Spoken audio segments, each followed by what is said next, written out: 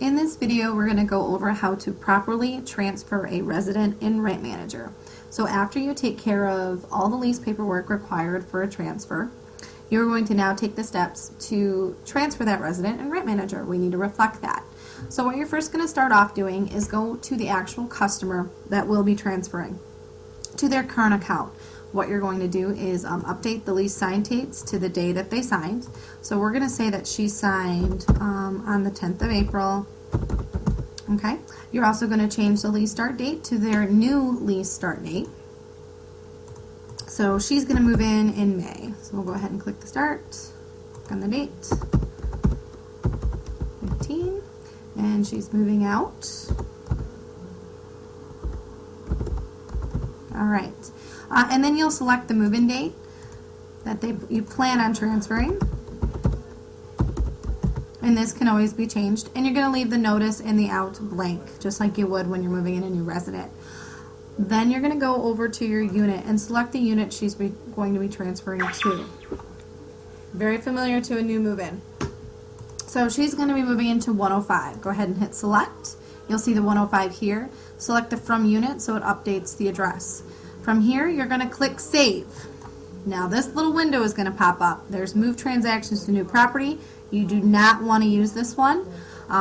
Reason being, you don't want to move your transactions to that new unit, which I'll talk about at the end here.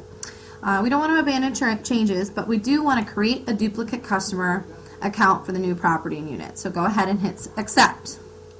What it does then is now we see two Punky Brewsters. We see the current resident who was currently in there, and then her new future spot. All right, so once you're in here, you want to go ahead, update the auto charges, any type of transactions that were related to that, or anything else regarding her new apartment, just like you would a new move-in. Another thing you're going to need to do is if there is a security deposit held in the old Punky Brewster, in this case there's not, but if there is, you need to email your accountant or your area manager, or you can email myself, April, and we can go ahead and transfer that for you. Just make sure in the email to write what unit they were transferring from and where they're transferring to so they can properly record it. And that's simple, pretty simple. That's how you transfer a resident. One thing also to keep in mind is the reason being why we don't want to transfer charges with the new resident is because it'll take all these transactions here from the 107 and it'll move those transactions to 105, and that'll mess up accounting, and we don't want to do that. So always make sure you hit create a duplicate customer. Also, once the resident moves out, you're still going to process everything, do an SDR, bill back for charges if need be.